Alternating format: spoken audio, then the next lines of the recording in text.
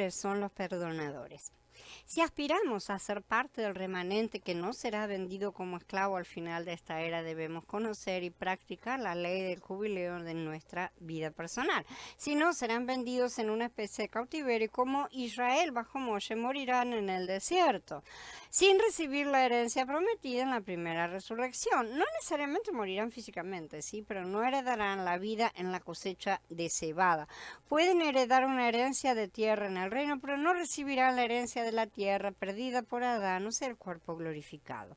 Aquellos que no son glorificados en este primer tiempo designado deben esperar una resurrección posterior al final de la era de Sukkot. El remanente de los vencedores no es un grupo de superhombres y supermujeres super espirituales, ¿sí? No se trata de eso, no requiere gran inteligencia, gran espiritualidad formar parte de este grupo. No tienen que ser un gran profeta, ganar miles de almas para Mashiach o realizar grandes milagros. Solo hay un requisito, aprender a perdonar a sus deudores. La clave es la obediencia a la ley del jubileo. Porque si ustedes perdonan a los demás sus ofensas, su Padre Celestial también los perdonará a ustedes. Pero si no perdonan a los demás, tampoco su Padre les perdonará sus ofensas. ¿Qué está diciendo esto acá? Esto lo dijo Yeshua. Y esto lo está diciendo él. Y está diciendo que su sangre no va a cubrir todo. No va a cubrir sus rebeliones decididas, voluntarias, queridas, amadas, sus odios, su falta de perdón. Esas cosas no las va a cubrir. La sangre de Yeshua nos cubre en todos los pecados en los cuales nos arrepentimos de verdad. Y Él sabe, Él conoce. Parafraseando esto, si practicamos el principio del jubileo hacia los demás, Elohim hará lo mismo con nosotros, exactamente eso. Y particularmente al final del último periodo de gracia de la congregación, cuando Él hace las cuentas de la congregación, aquellos que cancelan todas las deudas de los demás serán liberados de todas sus propias deudas para que puedan regresar a su verdadera herencia. Transfiguración e inmortalidad, ¿no es cierto?, en la primera resurrección, lo que se va a recibir en la primera resurrección.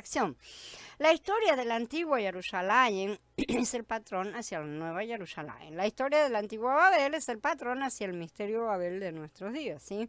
Si queremos ser parte de la compañía remanente de los vencedores, debemos leer Yirmiyah 34, Matías 18, porque de esto tratan estos pasajes.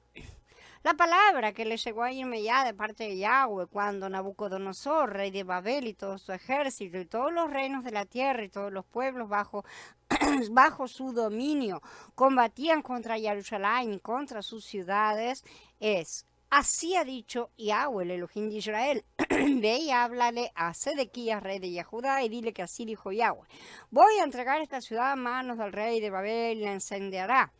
El profeta Yirmiyah le habló todas esas palabras a Sedequías, rey de Judá, en Jerusalén, cuando el ejército del rey de Babel combatía contra Jerusalén y contra las ciudades de Judá que habían quedado, contra Laquish y contra Azekah, porque estas eran las únicas ciudades fortificadas de Judá que habían quedado. La palabra que le llegó a Yirmiyah de parte de Yahweh, después de que el rey Sedequías hizo un convenio con todo el pueblo de Jerusalén para promulgarles libertad, para que cada uno dejase en libertad a su esclavo o a su esclava hebreo, de modo que ninguno retuviera a sus hermanos yahuditas como esclavos. Todos los oficiales y el pueblo habían participado en el convenio, concordaron en dejar en libertad cada uno a su esclavo o a su esclava, para no mantenerlos esclavizados más, cumplieron y los dejaron en libertad, pero después cambiaron de parecer. Hicieron volver a los hombres y mujeres que habían dejado en libertad y los sometieron a la esclavitud otra vez. Esto es como decir que perdonamos, pero seguimos dándole vueltas a las cosas en la cabeza. Entonces fue que le llegó la palabra de Yahweh, Yirmiyah, de parte de Yahweh, diciendo: así dice Yahweh, el Elohim de Israel: yo hice una alianza con sus padres cuando los saqué de la tierra de Mitzrayim, de la casa de esclavitud, diciendo: al séptimo año, cada uno de ustedes debe dejar en libertad a su hermano hebreo que se les haya vendido. Cuando te haya servido 6 años, debes dejarlo ir libre. Pero sus padres no me escucharon ni prestaron atención. Últimamente ustedes se han vuelto a mí y habían hecho lo correcto, ante mis ojos, y cada uno de ustedes proclamó libertad a su hermano, y ustedes habían hecho un convenio en mi presencia, en la casa que lleva mi nombre. Pero ahora ustedes se han vuelto atrás, han profanado mi nombre. Cada uno de ustedes ha vuelto a tomar a su esclavo y cada uno a su esclava que habían dejado en libertad y los han forzado a ser sus esclavos otra vez.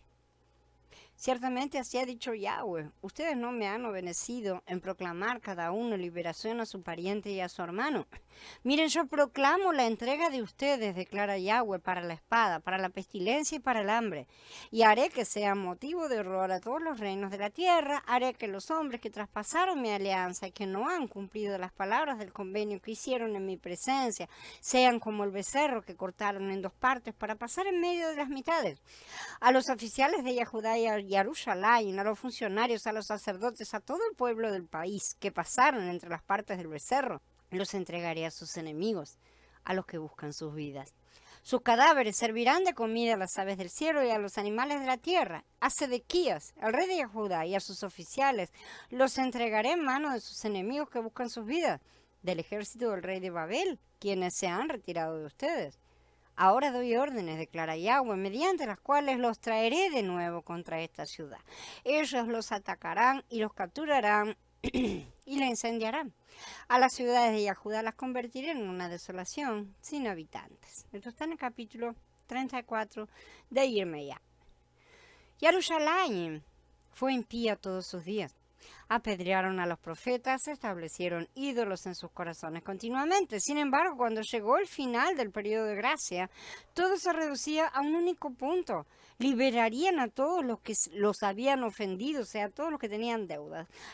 Harían lo que Yahshua hizo en el madero, orando, Padre, perdónalos. Harían lo mismo que hizo Esteban, el primer mártir, que cuando estaba siendo muerto injustamente, oró, ¿no es cierto? Adón, no pongas este pecado a su cargo. ¿Sí? Esto era lo único que Yahweh les estaba pidiendo hacer antes de dar por encerrado su periodo de gracia. Si lo hubieran hecho, habrían recibido tiempo para aprender. En Matías 6:12, Yahshua nos enseñó a orar. Perdónanos nuestras deudas, nuestras transgresiones, como perdonamos a nuestros deudores, los que transgreden contra nosotros. Los que pecan contra nosotros están en deuda contra nosotros, de acuerdo con la ley de Elohim. Somos sus acreedores. Si retenemos sus pecados contra nosotros, serán retenidos, y si los liberamos, son liberados, como dice en el capítulo 20 de Yahanan. En otras palabras, si insistimos en presentar cargos contra quienes nos hacen daño, Elohim nos respaldará como nuestro abogado, ¿sí? En griego la palabra es paracletos, ¿sí? Porque la ley siempre está del lado de la justicia. Pero si decidimos retirar todos los cargos y perdonar las ofensas de otros, Elohim también retirará todos los cargos en nuestra contra. No solo los de la persona, también los que están en nuestra contra. Cuando Yahshua y Esteban retiraron todos los cargos, estas no eran solo palabras vacías. Fueron habladas como decretos en la corte del cielo más alto. Y Elohim efectivamente retiró todos los cargos. Ellos eran las víctimas y únicamente las víctimas tienen el poder supremo de perdonar a sus ofensores. Como en los días de Yirmeyá, hoy tenemos una opción idéntica que determinará si escapamos de la espada de Babel o no. Podemos retener las deudas de los hombres manteniendo rencor contra ellos, o podemos declarar un jubileo sobre todos nuestros deudores. Qué maravilla que Elohim lo hiciera tan simple que cualquiera pudiera ser parte, ¿no es cierto?, del remanente de los vencedores. Hasta que leí Yirmeyá 34, Matías 18, pensé que tenía que alcanzar algún tipo de santidad como la define la iglesia, ¿no es cierto? Y sin embargo, todas mis obras, mi educación, incluso mi fe, demostraron ser trapos sucios. Todo lo que hice parecía solo demostrar que era incapaz de todo. La calificación para el estado remanente no es una cuestión de trabajo, no importa cuán buenos sean esos trabajos, esas obras. No calificaremos haciendo milagros o dedicando largas horas a la oración diaria o disciplinándonos para leer las escrituras durante muchas horas del día. Los milagros son buenos, mejor todavía es orar y leer las escrituras. Este puede ser un camino hacia una mejor comprensión de la palabra, sí, lo que ciertamente es útil y necesario, pero no es el camino hacia el estado remanente. No fuimos salvos al disciplinar la carne, ni seremos perfeccionados disciplinando la carne. Tan insensatos son, habiendo comenzado en el espíritu, ahora terminarán en la carne, dice Gálatas en el capítulo 3. Esta es una buena noticia para todos los creyentes, excepto para aquellos que están orgullosos de ser llamados doctores en teología, grandes hombres de fe o pequeños, no me interesa. Porque muchos pueden llegar a ser famosos dentro de su pequeño estatus también. Aquellos que aman mirar hacia abajo desde sus torres elevadas de supra-espiritualidad y agradecer a los que no son como otros hombres, ¿no es cierto? Que no son como los publicanos.